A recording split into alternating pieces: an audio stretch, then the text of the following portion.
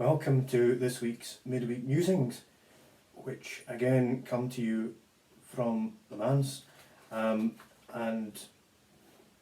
today we're going to move on with our meditations to the theme of Jesus' power.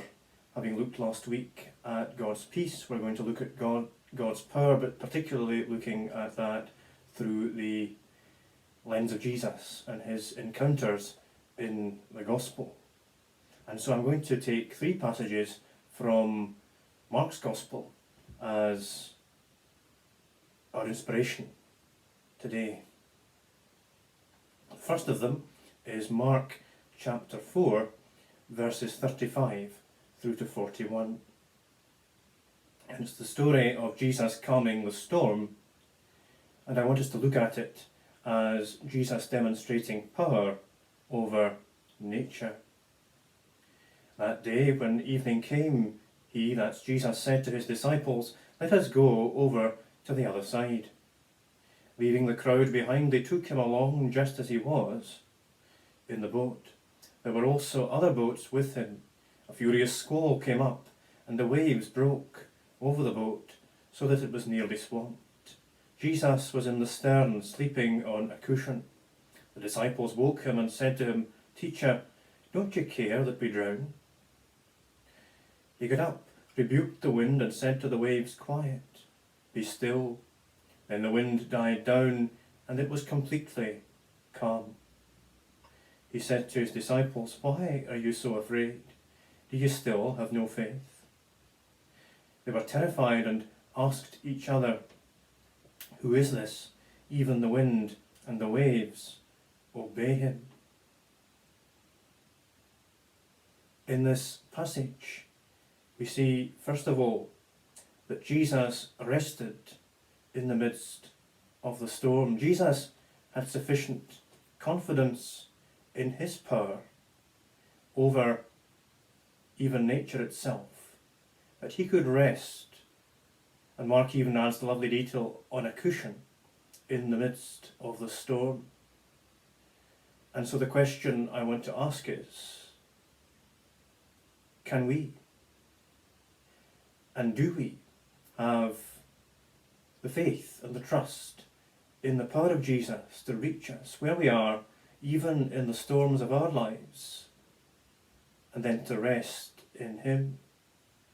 Not to try to rely upon our own power and our own strength to accomplish what we think is God's will, but to rest in the power of Jesus to accomplish in us that which is God's will.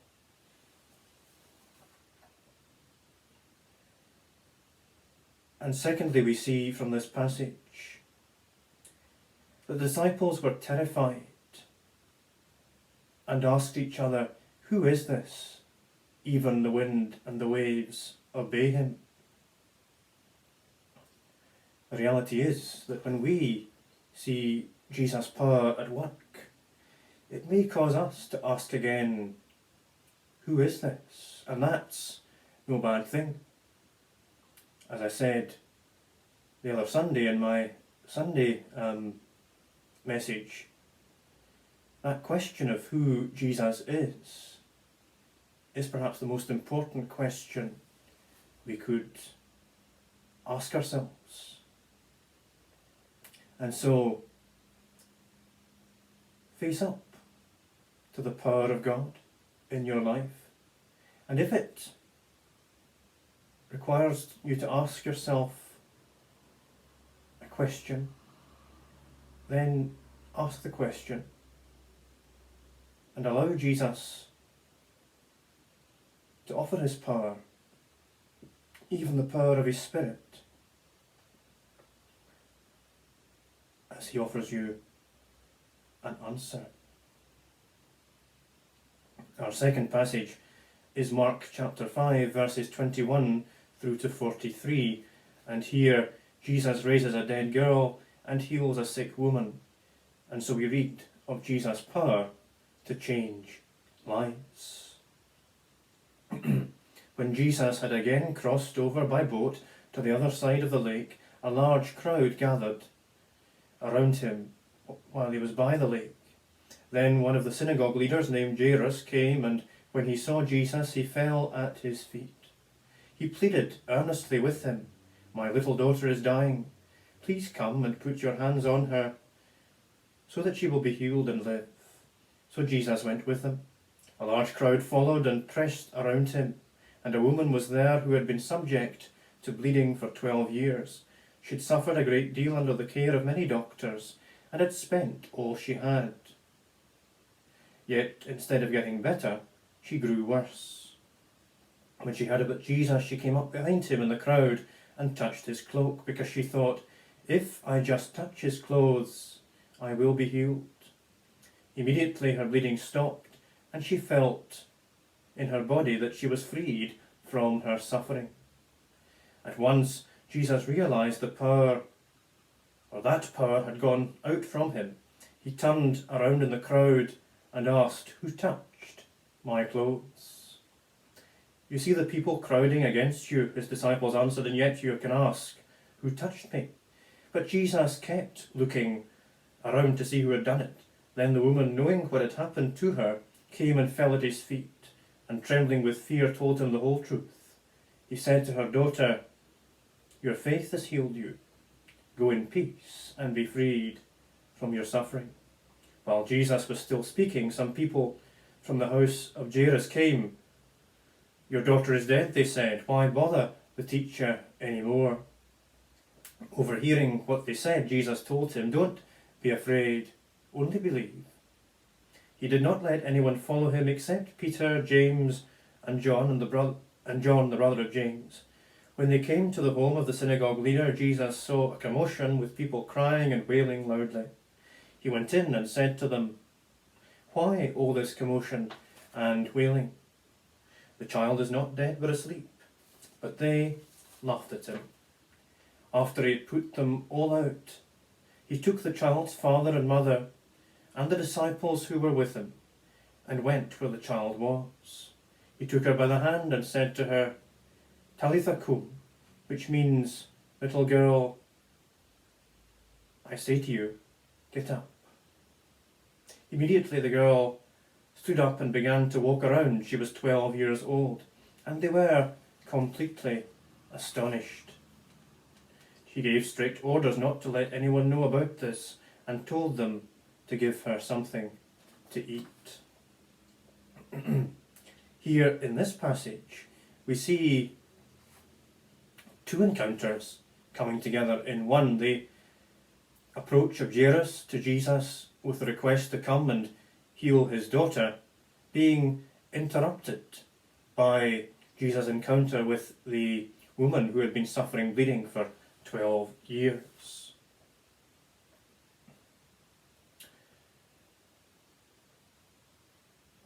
What I want to do here is to reflect for a moment on how this passage might be a parable for the church. Because particularly the woman who had been suffering bleeding, but also Jairus' daughter who was so ill, for both of them it looked like there was no prospect of change.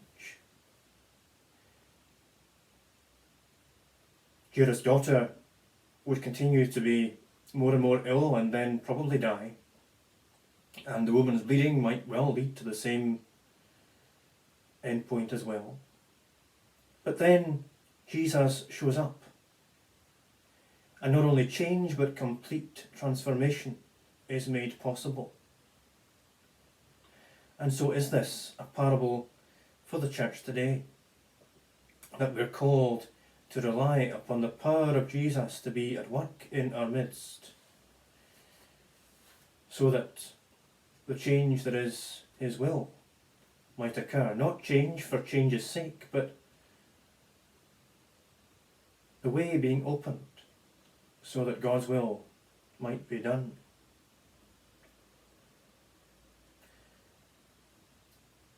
When we look at this woman who had suffered bleeding being helped by Jesus, we can't help but thinking also what Jairus must have thought. There he was, thinking that Jesus was coming to his aid and to the aid of his daughter, and then all was stopped for him to attend to this woman.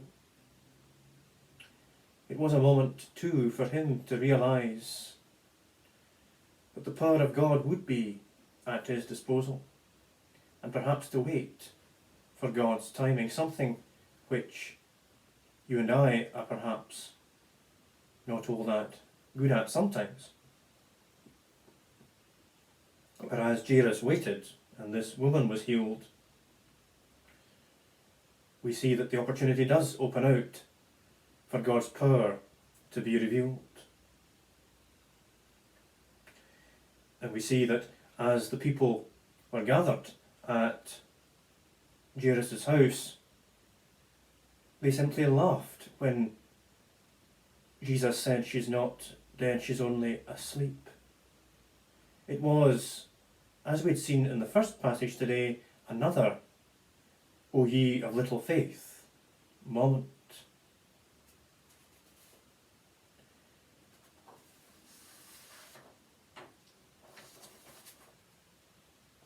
And finally, Jesus took the girl by the hand, and the girl stood up and began to walk around. And so will we let Jesus take us by the hand. Our final passage is a shorter one from Mark chapter 10, verses 46 to 52, where blind Bartimaeus receives his sight. And we look at the power to see the world through God's eyes. Then they came to Jericho, as Jesus and his disciples, together with a large crowd, were leaving the city. A blind man, Bartimaeus, which means son of Timaeus, was sitting by the roadside begging. When he heard that it was Jesus of Nazareth, he began to shout, "Jesus, son of David, have mercy on me." Many rebuked him and told him to be quiet. But he shouted all the more, "Son of David, have mercy on me." Jesus stopped and said, "Call him." So they called the blind man, "Cheer up, on your feet, he's calling you." Throwing his cloak aside, he jumped to his feet and came to Jesus. "What do you want me to do for you?" Jesus asked him. The blind man said, "Rabbi, I want to see." "Go," said Jesus, "your faith has healed you." Immediately he received his sight and followed Jesus.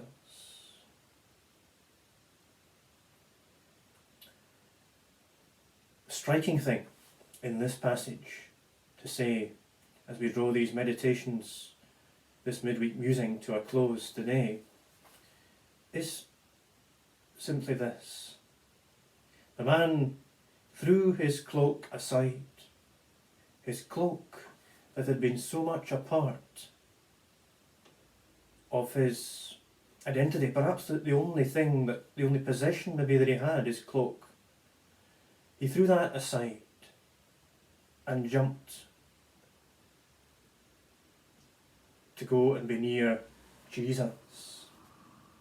And so what do we need to throw aside in order that the power of Jesus might be seen? Because Jesus asks each and every one of us, "What do you want me to do for you?" Faced with that question, honestly, friends, how will you answer? What do you want me to do for you? Will we say to Jesus, "We want to see your power released into our church. We want to see your power released into our lives"? For if that is our prayer,